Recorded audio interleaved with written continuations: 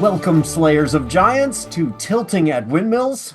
I am Chrys Gorman, Executive Merchandising Director at NotAPipePublishing. I'm Benjamin Gorman, publisher at NotAPipePublishing. Folks who are watching on YouTube can see we are dressed like it is freezing cold here in Barcelona because It is it is freezing freezing cold here in cold Barcelona. here in Barcelona. And we have a wonderful guest. Melinda Mitchell is here with us today, and Melinda just moved houses, and your house looks very warm today. We are jealous. Yes, and I'm in Wisconsin, Yeah, so apparently we know about like the fact that you need to heat your house you're and that prepared sort for this. Ben's Um, like, it's not yeah. that cold. It's only 40 to 43 degrees out. It's not that cold. and But it apparently it's feels 43 inside. It's cold. It is not heated effectively. so much colder. Well, for those of you who are joining us, Melinda Mitchell is a science fiction and fantasy author currently residing in Wisconsin. Grew up in Alaska, so knows a thing or two about cold winters, and has lived in several states. Raised by parents who were fans of science fiction and fantasy, she's written numerous nonfiction articles on the intersection of theology and science fiction, and has co-authored two academic papers on the subject. But most pressingly, if you are listening to this on the first night that this podcast is available, her new novel launches tomorrow. So tell everybody about Fortunate Son. Yes, I'm super excited to share Fortunate Son. Fortunate Son is a science fiction retelling of the biblical story of David. So you don't have to have read the Bible to know that story. I'm pretty sure you've heard of David and Goliath. If you know that much, you'll have a good picture of part one, at least in the book. It is really just set in the sci-fi universe and taking kind of the characters and the overall story arc and the beats, but making it a fresh telling because I was thinking about all of the retellings that are out there. There's a lot of Greek mythology retellings, Irish mythology, all these things. And people who hear this, myth is not a bad word. This is part of Western mythology, right? Right. These stories that we have from the Bible, they shape Shakespeare, they shape a lot of our literature. And so this is great storytelling that has not really been primed yet, except in like more kind of literal retelling sort of things. So I wanted to do something that would kind of put us in a different world and also share some of the ugly parts of the story, as well as some of the parts of the story that don't get told as much, such as David and Jonathan's relationship that kind of gets, especially in English translations, and we kind of walk back some of the language where he literally said he loved Jonathan more than any other woman. So, I mean, this is um, it is a love triangle, Yeah. and that is textbook. absolutely, Like, you know, it is. Yes, McCall, who was Jonathan's youngest sister, was in love with David. David was in love with Jonathan. But one of the cool things that I think and early readers have said is that in the biblical story, McCall kind of gets sidelined. And you don't yes, really hear from her until after David's king. And then he's like, oh, yeah, I had this first wife. Go get her for me. Because he needs to legitimize that he's married into Saul's line so he can legitimize being the king. And then it says, she watched him from afar as he's dancing and she despised him. And then she could never have children anymore. And I'm like, girl, I would swear off men for the rest of my life if I were you too, given how every man treated you. And yeah. so I really wanted to give McCall agency and her own story. And that was something that in this story, it's Kyla, who has that similar kind of story arc. And she has a lot more agency and choice, but she's still affected by the choices of men in her life because that's, I have to bring that in too, that these were the terrible choices men made, but she has managed to find her own path throughout that. So that was kind of my favorite part of writing this, but also writing the David Goliath story as a mech battle was like super awesome. And everybody loves that scene that's read it. So that was a high point for me. So Well, and I don't want to spoil anything for anybody, but the way mhm. Kyla's story ends in your version, I love, and I come away excited for her. Like she has Yeah, chosen a path and it is distinct, and I really like her as a character, and I like where she's headed. yeah, It's tantalizing. Like I'm interested to hear where she goes from here, because you're right. The yeah. story goes, and there's no story for her. The No. end. Yeah. Yeah, you don't hear about her ever again. And so there, I am writing the next book. Her story continues. The next book is all women POV. So that's my exciting part. But I also wanted to share just a little bit because I know some people read my previous book that's out of print. It's set in the same universe, but you do not have to have read it. This is really restarting a series. It's going to be an epic saga that is the David retelling. So if you did read the old one, it's like a prequel. And that story will come to life again in the future in some format, but you don't have to, if you didn't read it, because I do get that question sometimes like, oh, I didn't ever get to read the first one. It's now out of print. Don't worry about it. It really doesn't have any bearing on this story. This is a brand new Generations story. before. This is 80 years in the future. So the politics have changed. Everything has changed. There's, if you did read it before, you'll have some Easter eggs, but it's not, you definitely do not have to have read it. So I want people to be aware of that. If you have read it before, it does give you so I really enjoyed that book. And so I think it does give you a flavor of the writing, the way kind of the world works. So if you liked it, absolutely you will not want to miss this one. Absolutely, But yes. but if you have not read it, it is not required reading. It is a sense of a bit of the universe and the style of the writing. But I love that book. So Exactly. Well, I do too. So, but I want people to be aware, like, yes, pick up Fortunate Son. You can start right there and go, and it's hopefully you find it as badass as I do of a story and yes. Enjoy it. So, On the pre-orders we've been watching, you've got a fan base out there, so Yeah. we're Yeah. yay! I'm excited. Yeah. I heard, and I haven't seen yet, but I heard that. So I have two hometown bookstores in Alaska, of all places. One is Fireside Books, and I heard that they're going to be ordering copies. Yes. And then the other is Black Birch Books, which does consignment, and I'm sending them some. So because they sold out of my copies of Next to Kin, yeah, definitely a little bit of a fan base, and also just kind of hometown. I got to do a reading in my hometown library last time, and so next time I'm up there, I'm sure that will happen again. That's just like a childhood dream, right? Like, Right. Yeah. It's moved buildings, but when I was a kid, like there's not much to do in Alaska as a kid. I mean, the outdoors are great and everything, but like on rainy days, we would go to the library. The public library was where I lived as a kid. It's where I discovered so many of the fantasy series that I loved, like the Tortall series from Tamara Pierce and so many of the sci-fi stories that I would read. And so it was just a childhood dream to go back and do an author reading at my hometown library. So. Oh, that is very cool. Yes, that is a neat moment where you're like, oh, we've come full circle. Yeah. Well, before we get into any of the heavier stuff, the world in general as it stands now, we'll start with something a little bit lighter this time.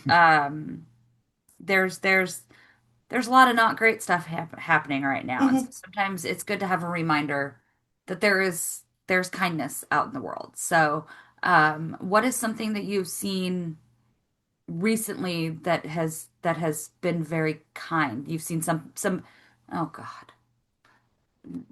Edit this little part out. Oh, because the illusion that we have done. No, I think it's lost my words in the middle of it. I think it's fine. So what is a kind act that you've seen somebody do recently? That's how I meant. Yeah, well, I think one of the things that is important is being fiercely kind. You hear that phrase, and like kind. So, when I was at Worldcon, I had bought these stickers from Illustrated Ministry that said "Got Empathy," and I ran out of them because everybody wanted them. I had all these Stardust and Ashes and Fortunate Son stickers. I ran out of the "Got Empathy" stickers and I didn't even make those. I bought those from somewhere else because we do need to be kind. And I hope that in my books, there's always at least a character or two whose act of kindness really breaks through. That's an important thing for me. So one of the things, and it is, it's still heavy. I got to share this moment, but last week I was in Tijuana last weekend, and it was awesome. This is my second trip this year, and there is a community called the Border Church, and it's a gathering of people, mostly migrants, but others who've come to support migrants, right at the San Diego Tijuana border. It was called Friendship Park, and it's still called Friendship Park, but Department of Homeland Security declared eminent domain in 2007 and has taken over. And so It's kind of an interesting story, and this may be a little bit too much backstory, but Pat Nixon, the wife of Richard Nixon, had this dream that people from Mexico and people from the US could come together and have picnics. And at the time, there was just a chain link fence. And to the point where she even had the CIA agent cut, or Secret Service agent rather, cut a hole in the chain link fence so she could go over and hug people on the other side. Wow. That's what it was like in the 70s. But there was this chain link fence, and you could go and you could play, have picnics and stuff. And actually, I heard that the soccer recruiters in San Diego and LA would come down, watch the kids playing on the Tijuana side, help them climb the fence so they could go play in the leagues on the US side. And nobody cared. Like, this was part of that thing. Well, Border Patrol came, and this is part of the militarization of the US after 9/11. So yeah, now I'm getting heavy, but when the wall was there, this group started gathering, and they would come together Saturdays and Sundays. The gate would be open between the two US sides so that people could still reunite with families. And there was a minister there who started bringing communion to people. Most of the migrants are Catholic or have that background, and he was Protestant, but he actually had support from some local Catholics, and they did this ministry. Well, now it's 2025, and COVID was considered the reason they shut down the US side, and now you can't even meet together. So the two groups now have to FaceTime, where they used to actually do this gathering together. But it's a gathering of people who are like, some are Christians, some are atheists, but it's just this like place, because it's Friendship Park. And they offer support for migrants. There's always a meal, there's always clothing, there's always resources. But one of the things that kind of breaks my heart is that there are deported veterans, U.S. Army veterans who have served faithfully, who have been discharged honorably, and then either were in the wrong place at the wrong time or got in trouble with the law, dealing with PTSD like a lot of our veterans do, and they end up in Tijuana. In fact, we've met several people who didn't even speak Spanish when they were deported because they had lived their whole lives in the U.S. But in this moment of kindness, so it's Border Church, and my background, I'm a minister, and I got the honor of preaching and being translated, and we were serving communion, and this deported U.S. Army veteran came forward to receive communion, and people helped him. Like, people grabbed his arm, helped him up, helped him to come forward, helped him sit. And it was just such an act of kindness. They even caught me on video. I was doing this on video. Yeah. They caught me on that because it was just people who cared for this person. Like, the fact that our Mexican citizens care more for our deported veterans than we do just breaks my heart. But this act of kindness was this idea that everybody being seen as a human being, everybody being treated like you matter. Yeah. We know you, we see you. And that's something that I just think is, I'm hoping that what we're seeing in Chicago with the protests in Chicago at Broadview, those are some of my friends and colleagues who were getting arrested trying to do the same thing I was doing in Tijuana. Yeah. And not getting arrested, being thanked for doing it. But what I'm hoping is that people see, like, these are incredible acts of kindness. And what was very cool is, my understanding is there's a couple of rabbis who were involved with the Christian pastors who were like, hey, this is their right. This is their First Amendment right. So we're going to stand with them and be with them. And just like this coming together of community and solidarity. And it's all nonviolent. It really is. It's like this peace and justice kind of mindset, but it really comes down to people's humanity. And so for me, that's the kindest thing I see, is just people seeing each other's humanity, saying, I see you.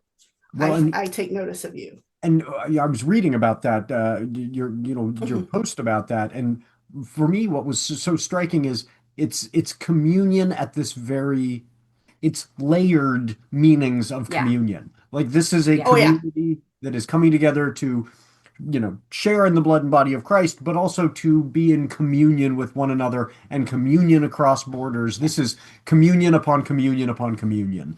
And right. It's ecumenical, but it's also interfaith. And like I said, like, there are people who are regular attenders of the Border Church who are like, yeah, I don't really know if I believe all this. I don't really believe in God, but they come because of the community and they are welcome there. Well, and that's, if anybody's watched the podcast, they know Ben and I have some opinions on organized religion.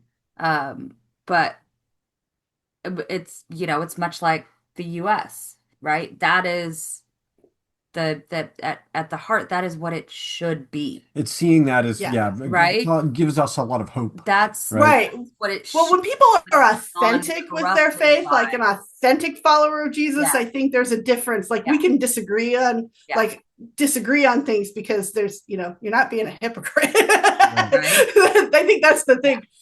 And the other piece I'll share just briefly is this is a tradition of the Border Church on the Tijuana side. They do a prayer of confession before communion, and sometimes people are they have us put our hand on the wall and Mhm. confess what divides us. The first time I did that, whew, Oh my gosh, waterworks. yeah. Yeah. Like that's something that everybody can participate in, right? Like Mhm. what right. divides us? What is, dividing us? And we put our hands on that wall. And for those of us who are US citizens, it's like, yep, right here. This is our sin. This is what Yeah. we've done wrong. Like, Yeah. yeah. So it's pretty awesome. Yeah. So that was like my experience. And I wanted to share about that here because I do think religion does get twisted in these ways. We're seeing Christian nationalism, white Christian nationalism in the U.S. is such a huge a huge problem right now, and it's really trying to make the United States into something it was never intended to be. I mean, there was probably always a stream of people who wanted that. I mean, the Puritans came to New England not for Yeah. religious freedom for everyone, but for religious freedom for themselves. Yeah. Right. I mean, that's part of the history.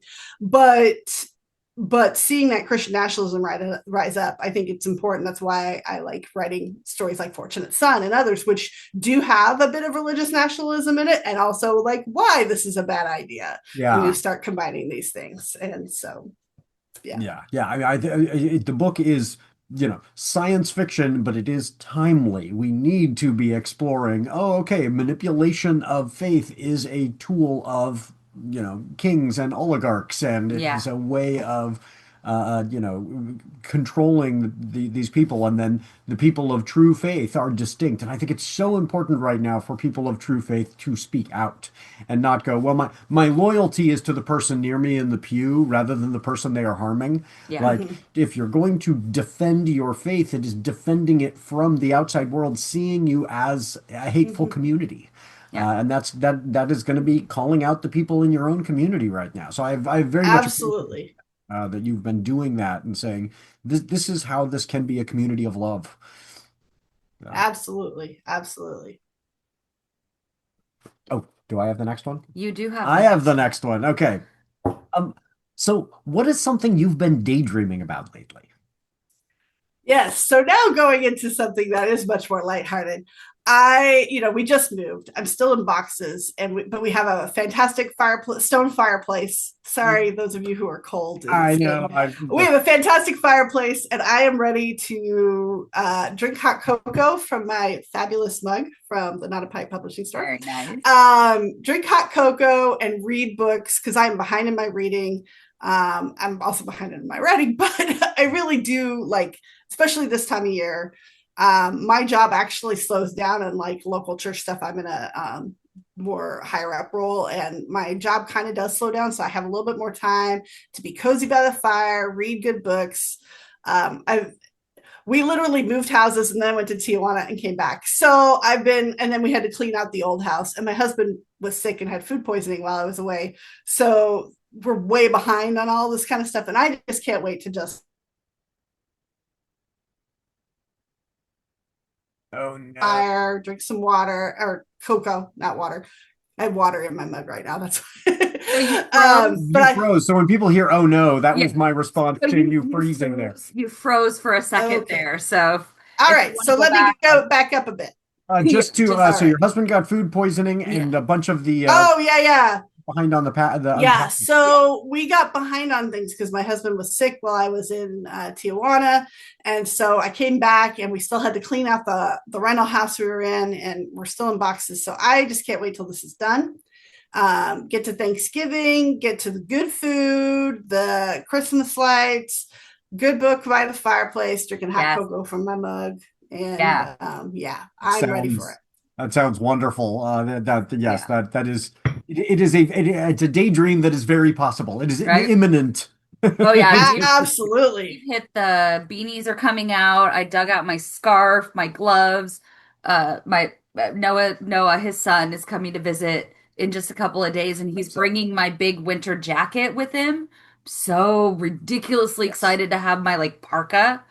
Oh yeah. She keeps saying, "I know. I'm more excited to see Noah. I'm really excited to have Noah. my Like he's bringing me peanut butter M&Ms and my jacket. So Yes. plus we've got all Christmas light events coming up in Barcelona that I'm really excited to see all of those. They And do. Oh, I imagine Christmas Oh. in Barcelona has got to be, Yeah. you know, because you are literally in a Catholic country. So you Yes. are like in the heart of it, and it's going to be, yeah. And we The have no differences idea. are We've really never. interesting. Yeah, because we moved here January 15th. Yeah. So we have not seen Christmas, but Yeah. the each neighborhood does lights and Yeah. like you know that it's like a Right. civic public expense to do lights all Yeah. down the street, but they're different designs in each neighborhood, and the neighborhoods here tend to be small, so you can Yeah. walk from neighborhood to neighborhood And pretty easily. tomorrow they all turn on Yeah, for and the we'll go first time. explore. So And I was talking to one of my students, an adult who works for one of the city governments, and we were talking about the fact that they'll start putting up the lights like ridiculously Yeah. early, like Yeah. late September, and it's because there are only a few companies that do it. So everybody's trying to get in on it. So we've had these lights Yeah. that are strung up but not lit, and then they Yeah. all light them Yeah. on the oh, wow. 22nd or something. Tomorrow. Yeah, 28th. Tomorrow. Yeah, Nice. 22nd. So Yeah. we'll get to see all the lights lit up. So, but yeah, Look at my there are a calendar. lot of those differences. Like, Yeah. because it is a prominently Catholic country, gift giving is often done on Dia de los Reyes, on the 6th of January. Yes. Yeah. So that's, it extends the shopping time, which the They business don't do love. Christmas trees here, which bums me out. Which I'm not a fan of the idea of Ben let's likes kill a fake tree Christmas and tree. put a dead tree in our house. Like I find that very strange. Just, that's one of those you step back like you were an alien observing and you go, they put dead trees in their house once a year. That's odd. Well, see, my husband's family owned a Christmas tree farm, so that was a family business. So we always have to have a live tree. I grew up out in the country, and so we would go cut down a tree on our property every like a 10-foot tree Mhm. every Christmas. And that was like my whole life. But Ben will go to like a local nursery and buy like a short one, like a live one in a Good way. pot. Yeah. And And then I then- potted in the backyard. I planted in the backyard, and But sometimes they I have a take. Christmas tree. And so she keeps saying, I want a live tree. And I'm like, the one I got is alive. She's like, no, it doesn't count if it's alive. It has to be live and dead now. So Zombie trees, basically. he wants a zombie tree. Yeah, Yeah. so I'm a little disappointed. I still won't. The first year we got together, he was like, it was right after Christmas, and we weren't gonna be home that Christmas because we were going to visit his parents the first Christmas, and I was like, okay, we can get the little one because I won't be here to enjoy it. But next year I get my tree, and then something happened the next year, and so I was like, okay, well we can do the little, but next year I get every single year. And now we're in Spain and There's no been big something. And now we're in a place where you can't just go to a tree farm and Yeah. I'm gonna buy a little potted tree and just let it grow in the house till it gets as tall as possible. Can And you then grow and then, a fir and then tree while in it's the still house? growing, you'll kill it just for the sake of having it not be in a pot. Like every year. Yes. Well, let's take our break, and then when we come back, Yeah. Chrys has a great question that is always fun. So. Yes. I do. Yeah. I do. Yes. Unrelenting, Book 1 of the Grigori Cycle, was a finalist for the Book Pipeline Awards before it was even published, and it won the New Mexico-Arizona Book Award for LGBTQ fiction. Now, Jess Honard and Marie Parks are back with Undeniable, the Grigori Cycle Book 2. Bridget has saved her sister Dahlia from imprisonment, but their reunion has come at an enormous cost. Their friend was murdered in the rescue efforts, and Dahlia herself is no longer fully human. As the sisters race to uncover the key to resurrection, Dahlia's former captors pursue them, coveting the ancient powers and seeking justice for their own fallen companions. Multi-Hugo Award-winning author Mary Robinette Kowal called Unrelenting a tapestry of emotion that effortlessly weaves together the threads of grief and obsession. Get your copies of Unrelenting and Undeniable today. Karen Eisenbray's A Quest for Hidden Things tells the story of a self-taught wizard and a healer trying to keep her powers a secret. They have to lift the curse on the small village of Deep River. In the process, they find one another and learn a lot about themselves. Now Eisenbray is back with the second book in the Tales from Deep River series, Deep River Rising. This low-spice, cozy romantasy brings us back to Deep River to explore how some of our other favorite characters deal with the consequences of the curse on their village. Get both books in the Tales from Deep River series now. Welcome back to Tilting at Windmills, everyone. We're here with our guest, Melinda Mitchell. And Chrys, you've got the next question. I do have the next question. I am interested in hearing, what is the silliest or most absurd thing that you've done lately just because it makes you happy? Well, before the break, we were talking about Christmas, and I'm going to just tell you that my husband kind of gets annoyed because when we first got married, it was like one box of Christmas decor. Then it was like one giant tub of Christmas decor. Then it was two giant tubs of Christmas decor. Then it was more, and he was like, "How do you have all this, Christmas stuff?" Like he's into like going and getting the tree because he grew up on it, with his dad having run a Christmas tree farm, so that was a family business, but. I'm really big into it and he kind of tolerates it. But now that we moved into this new house, I was like, we have the family room with the fireplace and but we have this front, like more formal living room with the window that faces the street. And I'm like, we need a second Christmas tree. And he has finally given in. That one will probably be an artificial tree so that we're not killing two trees every year, but we got one.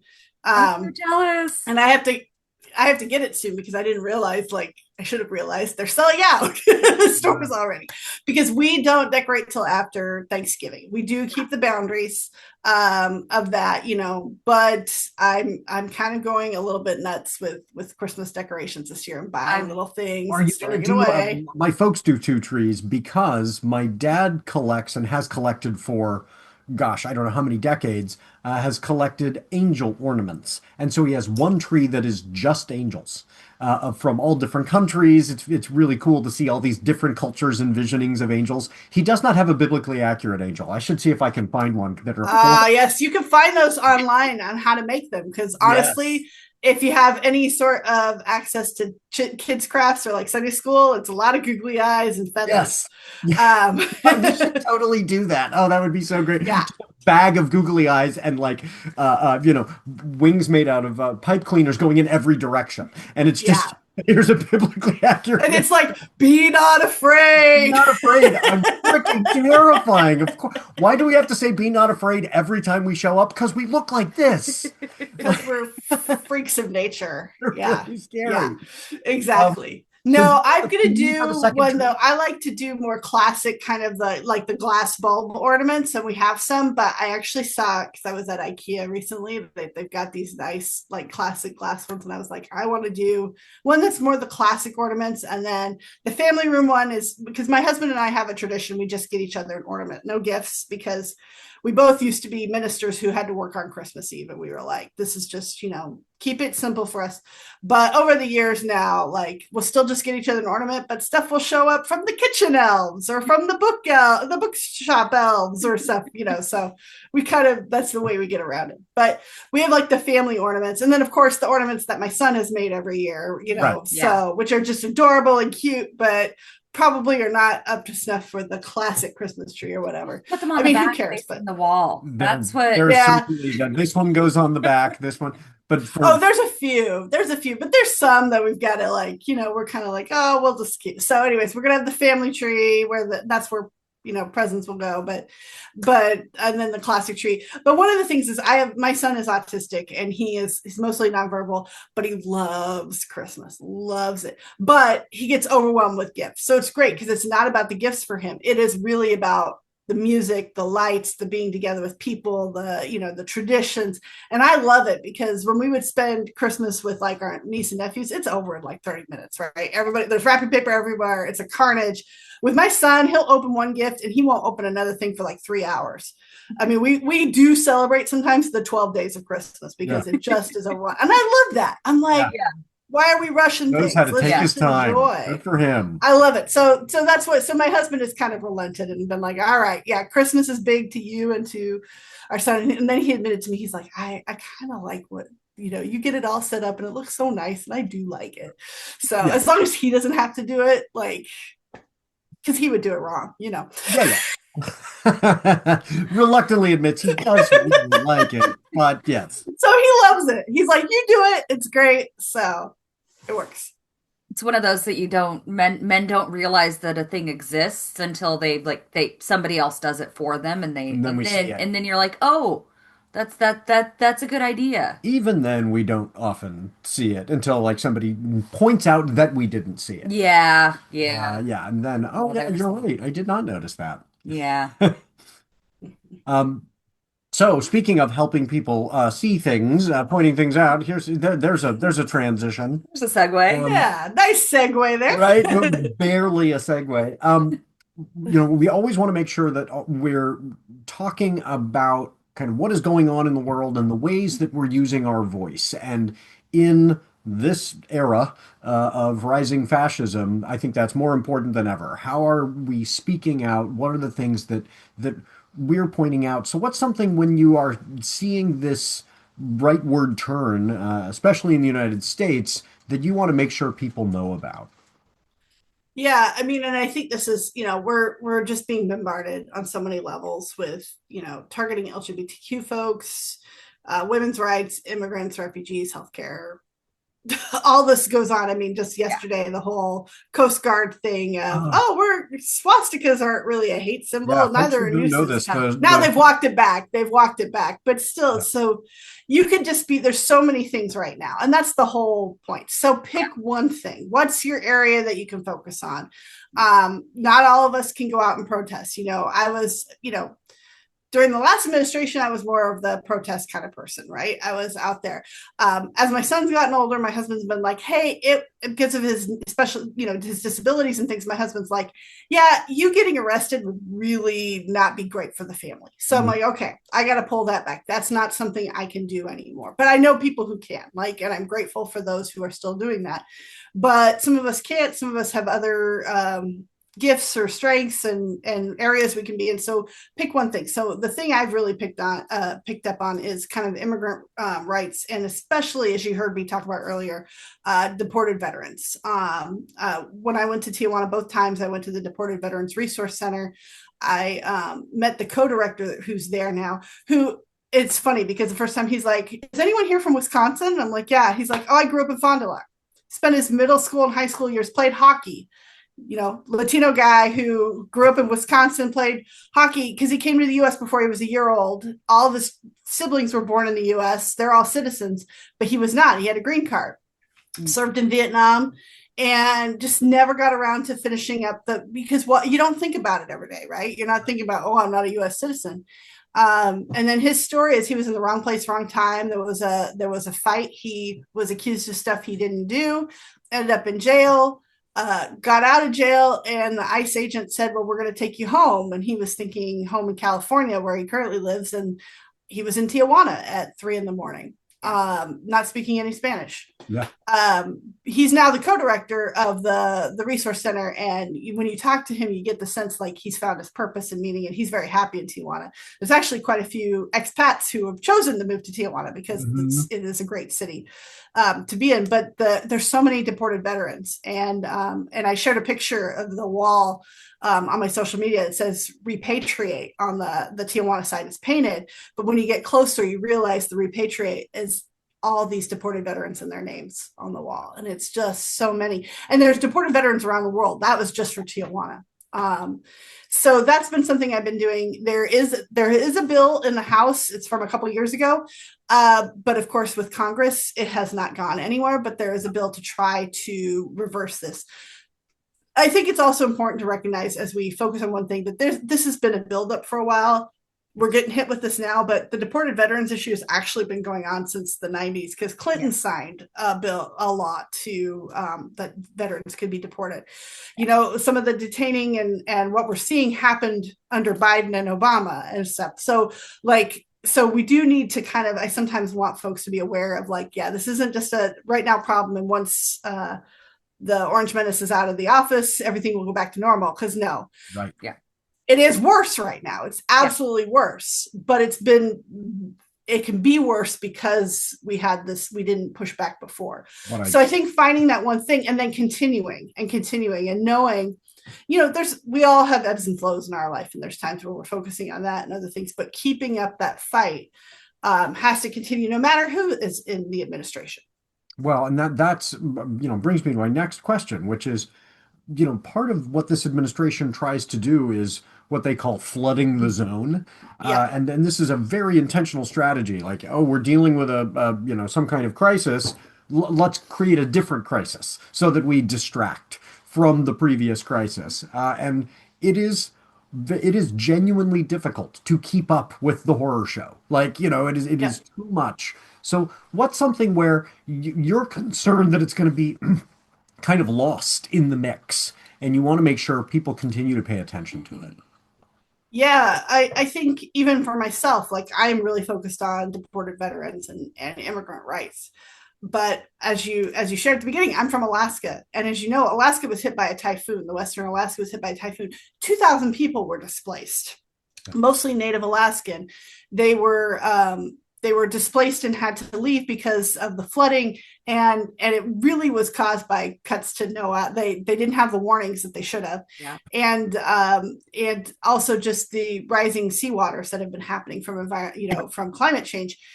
But 2,000 people out of a state that's population is only 700,000. That's a huge amount of people, and I'm just feel like we are not keeping track of the environmental issues. I mean, we're not even talking about the fires in Palisades, California that happened in January of this year.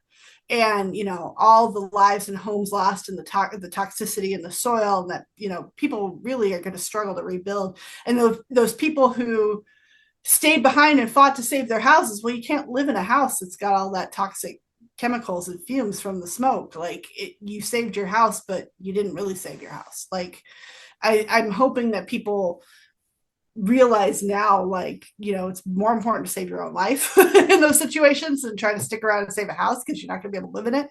But also that this is we're part of something bigger than just our own house, our own, this is affecting everyone. And on a side note, thank goodness for the Alaska National Guard who rescued most of those people. Like, I think they only lost 3 lives. The National Guard of Alaska was focused on search and rescue and, moving people out, which is what they're supposed to do. Yeah.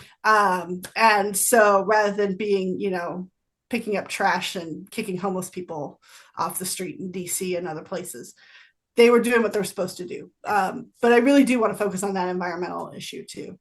Well, it does make me think, as climate change, the effects of climate change increase, we kind of see the graphs and we think, oh, okay, this looks linear. It looks like it's going to be sea level rise. But I've heard scientists talk about how they really always should have called it global weirding. What's really going to happen is a lot more strange events, a lot more fires, a lot more, and I wonder if kind of the public appetite for dealing with the last disaster is not going to be able to keep up.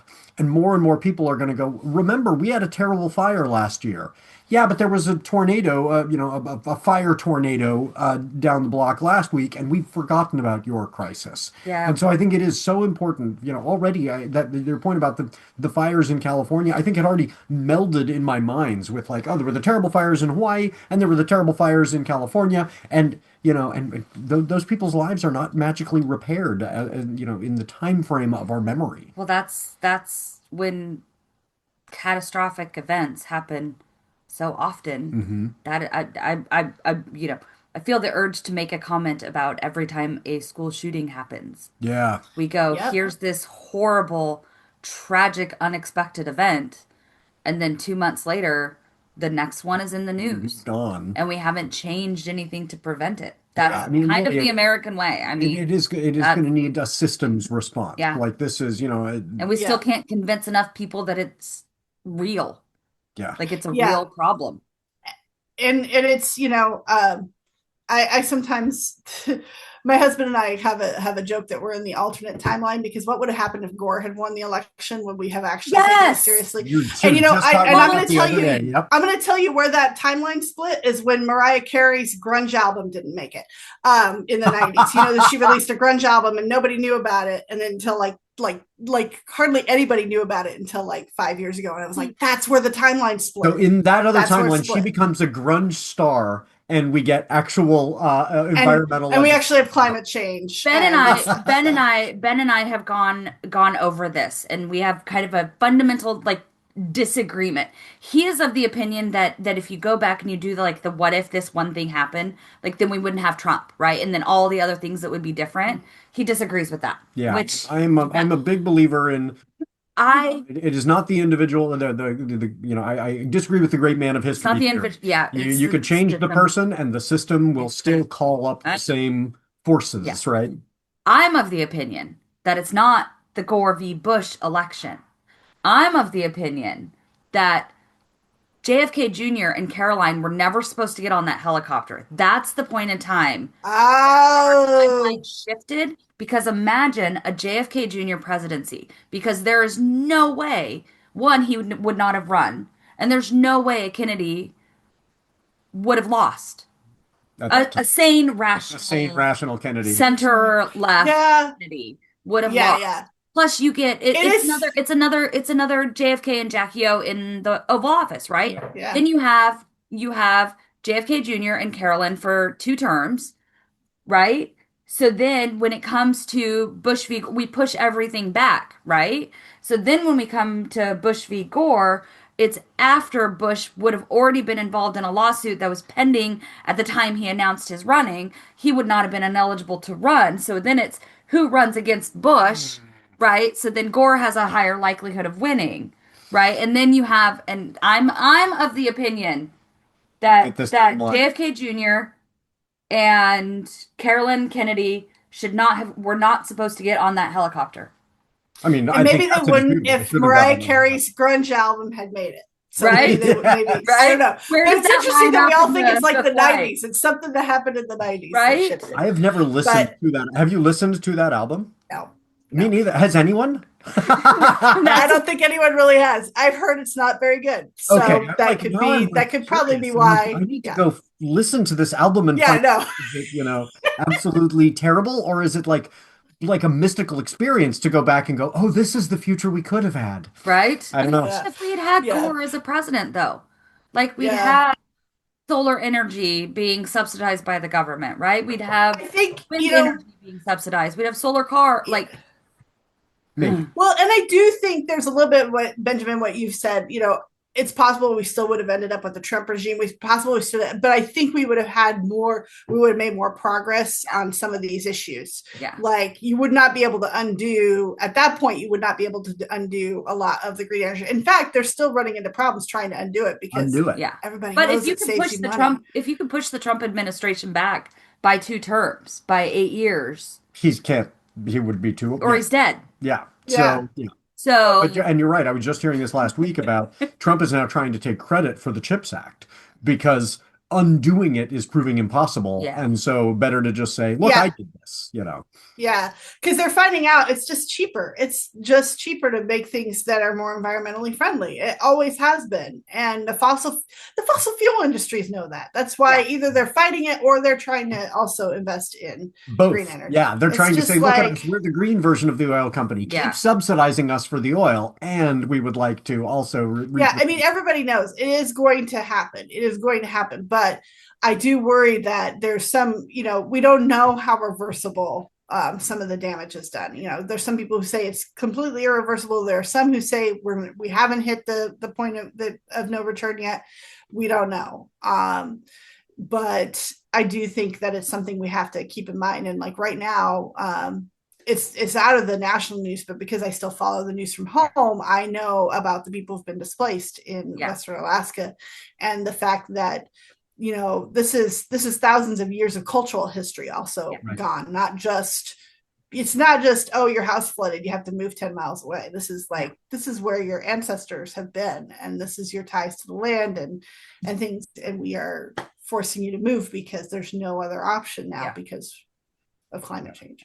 I grew up on the Oregon coast in a commercial fishing family. And so that's the local news from my hometown is what I follow, outside of just the national news.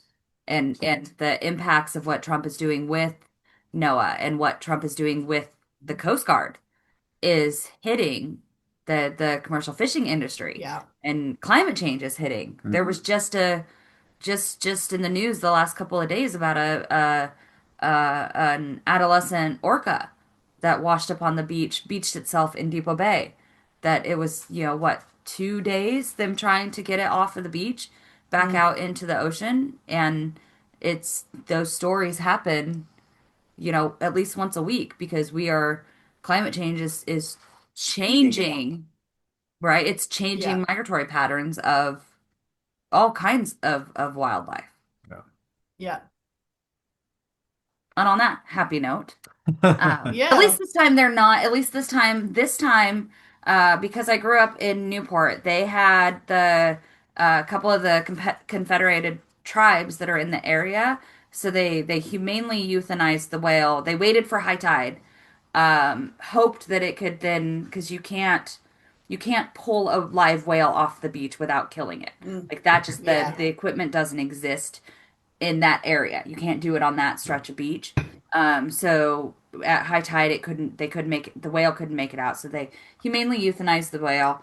And then there's a group that operates out of the coast that studies beached whales, and tries to track their movements and figure out how they are ending up and why those numbers are increasing. So they came out and got samples and that to study.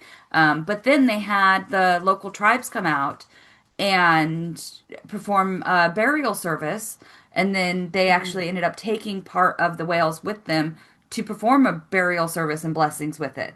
And they allowed the tribes to take, because they're one of the few peoples that are like legally allowed to harvest parts of it. So I thought that was really, Yeah, that is there's the terrible things Yeah. that happen, but there are they did not allow it to, and then they, had the ceremony and buried what was left of it. Nice. But yeah, it's one of those, yeah. yeah. On that happy note, um, do you have any final piece of advice for our listeners as they go into the next week? Yeah, I think really just, like we said, pick the one thing you can focus on, because otherwise you can get overwhelmed. And then also keep yourself kind. It's easy for us to get angry. And it's also like they're trying to provoke us, right? They're trying to provoke people into violent acts. And I've been really kind of inspired by seeing some people I know and some of the clergy friends I don't know, but people out there who've literally been shot with non-lethal rounds in the face, and they're continuing. They're not fighting back. Yeah. There was a report that what happened in Chicago last week at Broadview, that the officers were met with their fists. The videos show there was no thrown punches. There was nothing thrown by the protesters. I mean, they literally just had their hands in the air and they were blocking their own face. And again, I'm not going to police how other people protest, because there's a whole thing about white folks telling people what to do, and in protests, and sometimes valuing property over people's lives. And I totally understand that, but it's more of like, don't let them change your heart.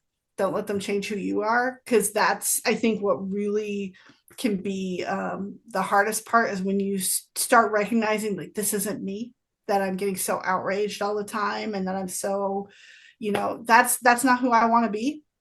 So I can't be. So one of the ways you can fight back is cultivating art, creating art, doing what, cultivating your own joy.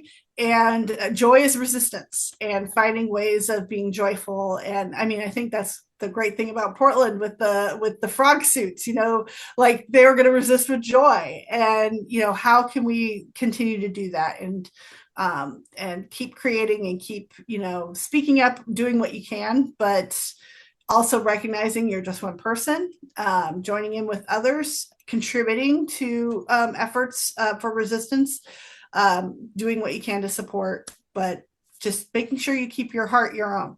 Yeah. Yeah. Yeah. Oh, that's great. Very well said. Well, thank you so much for being here today. This was really wonderful. Yeah. Yes, thank you. Glad to be here. Okay, Glad to so we'll cut promote it there. Fortunate Son. Yes, yes. Yeah.